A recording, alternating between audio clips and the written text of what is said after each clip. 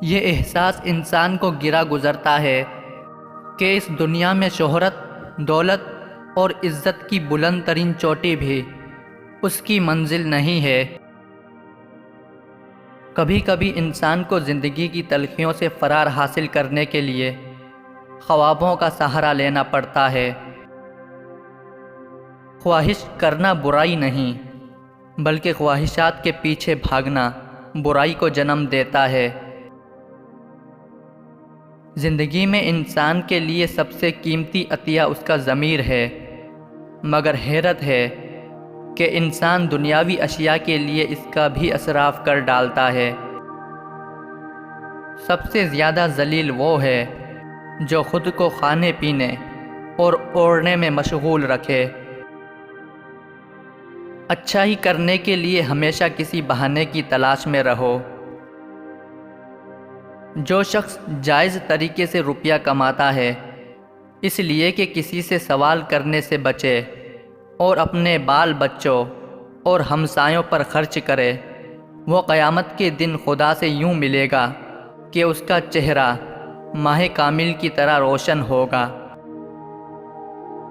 کامل انسان وہ ہے جس سے اس کے دشمن بھی بے خوف ہو۔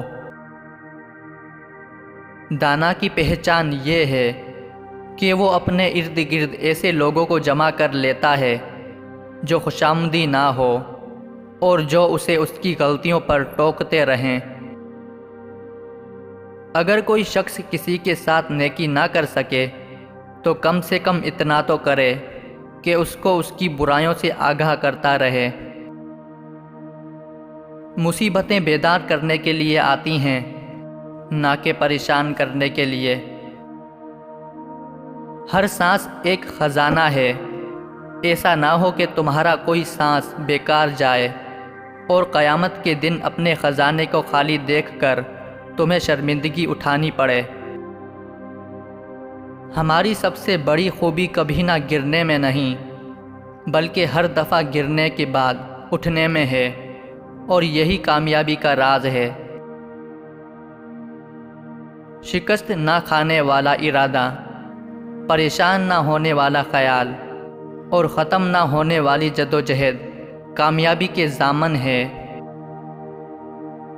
بھروسے میں بڑی طاقت ہے اور یہ ہمیں کامیابی سے ہمکنار کرتا ہے۔ یہ ناممکنات کی ہنسی اڑاتا ہے اور پکار کر کہتا ہے کہ یہ ہونا چاہیے۔ دشمن کو دل کی مہربانی اور احسان سے جیتو اور دوست کو نیک سلوک سے۔